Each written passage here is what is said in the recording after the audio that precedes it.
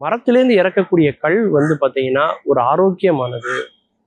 உடலுக்கு தேவையான அனைத்து ஊட்டச்சத்துக்களும் அந்த கல்லிலேயே இருக்கிறது.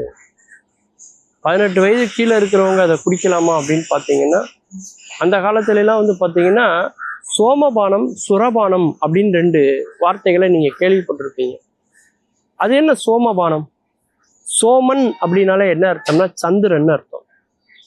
அந்த காலத்துல முழுநிலவு நாட்கள்ல அல்லது இரவு நேரங்கள்ல நள்ளிரவு நேரங்கள்ல தான் அந்த பானத்தை அவங்க வந்து காய்ச்சுவாங்க.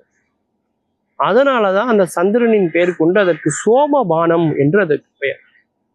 அந்த பானத்தை எதற்காக அன்னைக்கு வந்து அவங்க காய்ச்சினாங்க அப்படின்னா, வேள்வி வளர்க்கக்கூடிய முனிவர்கள் அவர்கள் சோர்வு அடையாமல் இருக்க வேண்டும் அப்படிங்கிறதுக்காகவும், போர்க்களங்கள்ல வந்து சண்டை செய்யக்கூடிய போர் வீரர்கள் அவர்கள் வந்து உற்சாகமாக இருக்க வேண்டும் அப்படிங்கிறதுக்காகவும் மட்டும்தான் அந்த சோமபானம் என்ற ஒன்று வந்து தயார் செய்யப்பட்டது.